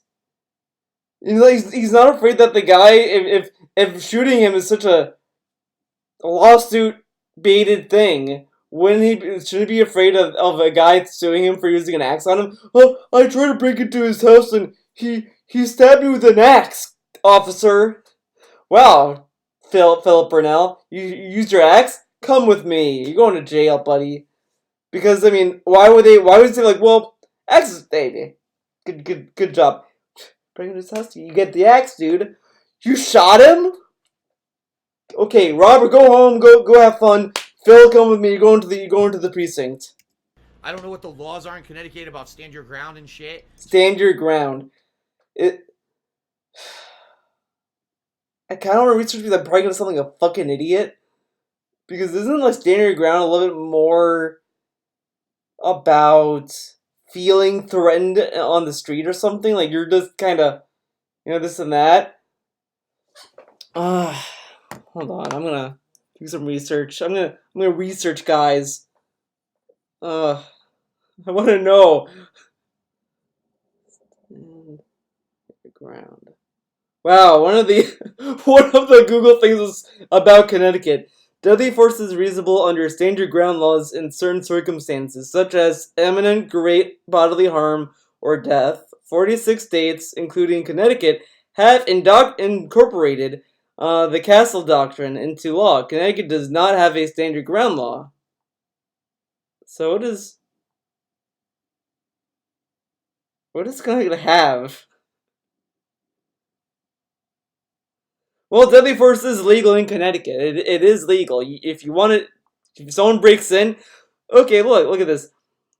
Deadly force is legal in Connecticut when used by people who reasonably believe they are acting to protect a threatened life, defend against a threat of great bodily harm, or to ward off an attempted break-in at their home or workplace. That's the core of the relevant state statutes, as supported by interviews with the state. As I say, straight. So it tells you right here that as far as Connecticut is involved, it's okay to use deadly force if someone breaks in.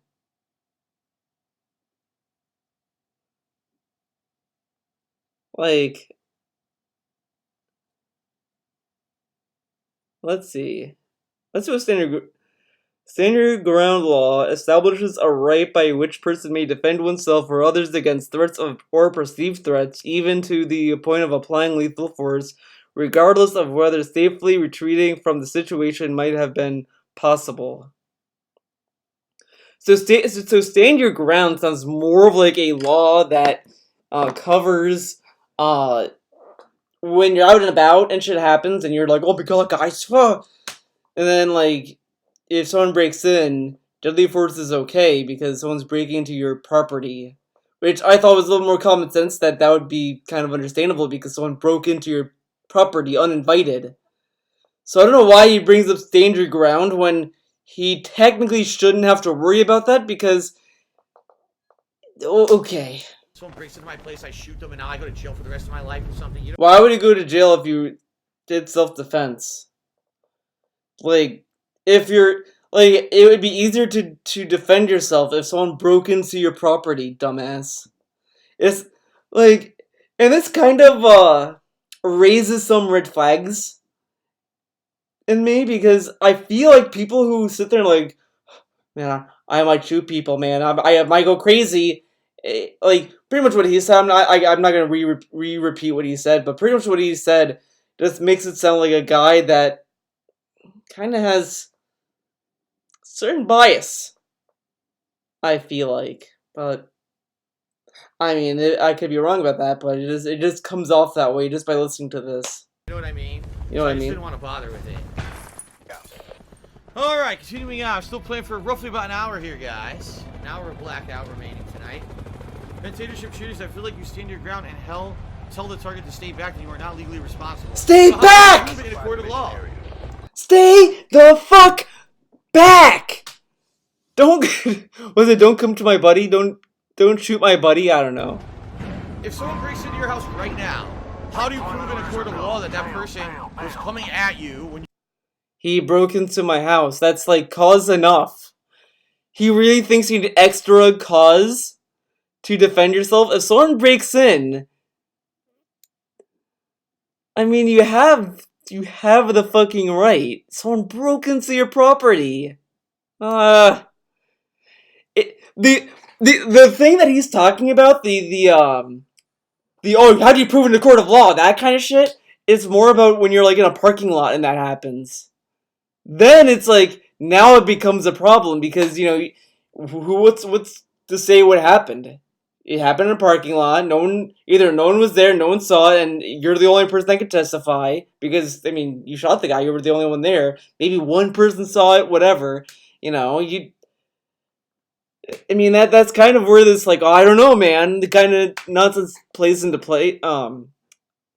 Goes into. If someone breaks into your house and you shoot them, it's kind of straightforward with what happened. Because why wouldn't it? Because the only reason why this would happen is if the person was innocent. If you're breaking into someone's house, well, let's just say you're not going to be an innocent person necessarily because you broke into someone's house. DSP is very smart, by the way. You shot them. That you told them stop. You can't prove anything. And the way that you can't prove anything. There's cameras in parking lots. There's witnesses you could find. There's stuff you could muster, but again, this issue comes up more when you shoot someone that's like in a parking lot or a location like that, not in your own home. But whatever. I maybe I'm dumb. Probably. The court system works so fucked up and convoluted. Do you even want to go to court to defend yourself? You know what I mean? Do you want to defend yourself? It would be just my luck. Okay. Someone would break into my place. I'd pull a gun. They'd come at me to try to kill me. I would shoot them dead. And the family would sue me saying that I use excessive force and bring me... Excessive force. That kind of goes into play mostly with police because, police is supposed to protect people. And some people might say, well, they used excessive force on this guy that was doing nothing wrong. He was just walking down the street, that kind of shit, because the context is there. If someone breaks into your house, they broke into your fucking house. Okay. Drive me through court for years and fucking years and ruin my life. Not worth it. Dope Soap says, well, they have another horrible emergency like the taxes. Dope Soap, the thing is, those emergencies aren't planned. I don't know anything about you. I don't know, they seem pretty planned out. It's really to the point where we could go to like Alex Jones level of theories about these taxes. That's how fucking insane they are. Like, it's not even, like, what kind of taxes he has to pay or anything like that. It's mostly, like, how everything is timed. Like, he had big taxes in 2017 to pay. Kat moves in 2018. He had big taxes to pay now. They get married. It's just so fucking weird. And then he laughs about it, too, which is odd, but okay. I don't know when they're going to happen. Like, it's fucked up when they happen. And the bottom line is, yeah, I know for a fact, for the next couple of months, few months, financially, things are not going to be good. I have to basically stop paying certain bills, which is going to screw over my credit. It's going to be a process to do that because I'm going to be working with companies and stuff to do that. It's not going to be an easy or fun time. And yeah, financially, things are going to be fucking very tight for a while. Maybe within the next year. After me doing these changes and things that I committed to my parents that I was going to do, things will eventually get better. Of course, a year. We have to wait a year for this. They're not going to get better sooner. It's going to take a while. So things are not good for me financially right now. There may be times I'm like, guys, I'm really screwed right now. I need a little bit of extra money to pay bills. Can we do maybe a marathon stream to help out or whatever? Maybe. Guys, can we do a marathon stream? Why does he have to ask his viewers about that? Shouldn't he decide if he's going to do a marathon stream? Why does he have to ask us about that? Guys, I'm going to stream Bayonetta 2 either tomorrow or Wednesday. Is that okay? No, not on Wednesday. I'm busy Wednesday. Tuesday or Friday. Is that okay with you guys? Can I stream Bayonetta 2 one of those 2 days? Is that okay with you guys? Let me know in the comment section below if that's okay with you. I want to know. Don't have to do that all the time, but it may happen, and there's nothing I can do about it. Nothing I can do. If it happens, it happens. Right now, I don't know this next... Oh, shit. Oh, shit. This next 1 to 2 months, I don't know what's going to happen, quite frankly. Because right now, I didn't work a whole week in April. Yeah, I still need to pay all my bills for the month of... So, Kat isn't paying for some of the bills? Like, why don't you pay the bills that you need the most? Like electricity and, I would say, water, like plumbing. Those 2 bills are important because you want to flush your toilet and you want to use water and you need the electricity. So, of May, whatever. And I'm not going to be making as much money because of a whole week that I didn't stream in April, right? So I don't know where the money's going to come to pay the bills. Just being honest. Just being honest, man. So we'll see. We will see how things go. I don't want this Titan. I want this fucking ICR fully loaded. Nice. Nice. Freddie just cheered. He said, once you get financially stable, would you try to start a new business, to buy stocks or invest in real estate? No, we're not doing that. Fuck that. Nope. Let's see. Talking about how he is short of money. Careers after his 10-year plan.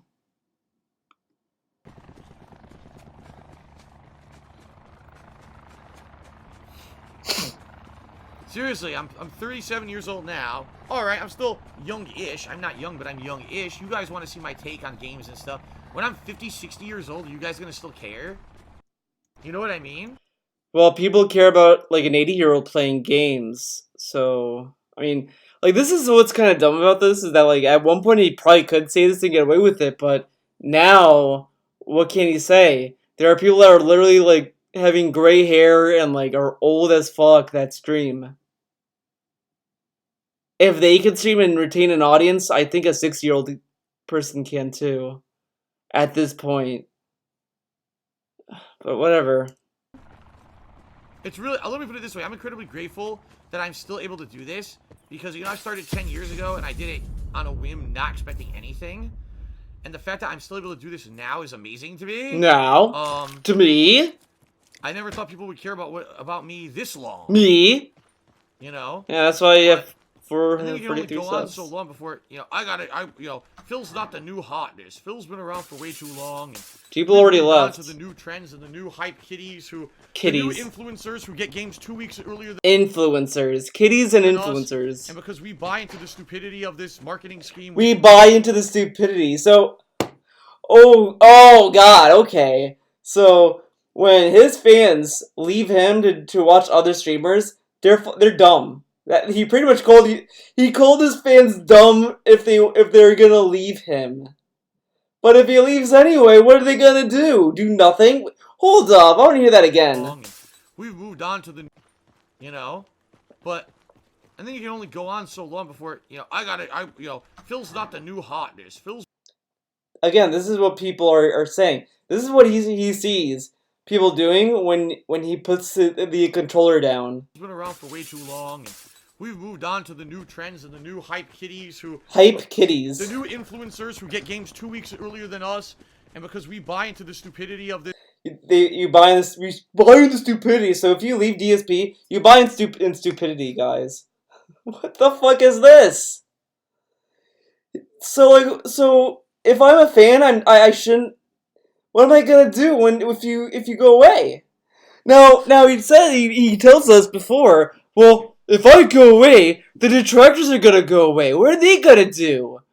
But then when he has to go away, his fans are dumb and they're gonna fall for stupid marketing gimmicks, I guess.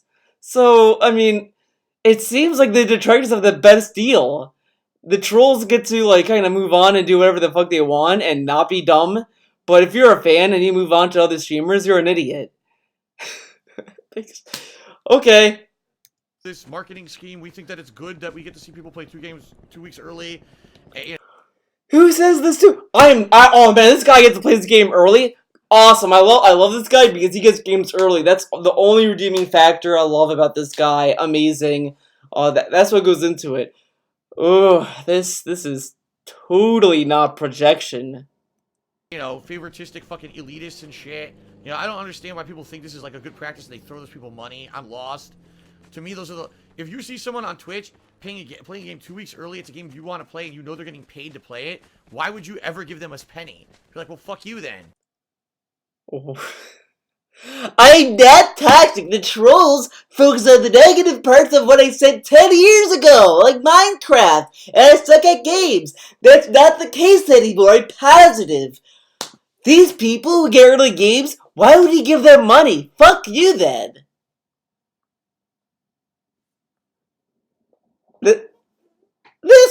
This is why you're toxic, Phil. Lost. To me, those are the... If you see someone on Twitch... He's telling people, if you see people on Twitch playing games early, don't fucking support them. Fuck you. Playing a game 2 weeks early, it's a game you want to play and you know they're getting paid to play it, why would you ever give them a penny? You're like, well, fuck you then. You're some elitist douchebag who gets the game early. Wow. Well, fuck you. I'm never going to ever support you. Why? What? How is this not toxic? Oh, you want to support a guy? He got a game early. Why are you giving him money? I like to support. Now, I said this like in the past, and I'll say it again because it's forever pertinent, I guess. But imagine if someone said that to him, about him. How many times have we heard? Well, the detractors are saying that you guys shouldn't give me money because I'm a scammer and I'm an elitist douchebag. That's not true. You gotta give me the chance, man. You know, I bust my ass for you guys, okay? And these sponsorship streams are supportive and positive. They support me, man, and that's great. You know, this and that. The whole meme when he was doing those Twitch bounties was saying that it supports him and, you know, oh, I'm not a shill, what, blah, blah, blah, and all that nonsense. And then he goes on to say that these people who get games early, why would he support them? Fuck you, don't give them money. But if Detroit said that about him when he had those Twitch bounties, oh, they're assholes. They're saying they're trying to get you nuts and give you money. I need your money. Come on, guys. I need your support. I'm not a big guy. Like he got a fucking chair sponsor, and he's like, oh shit.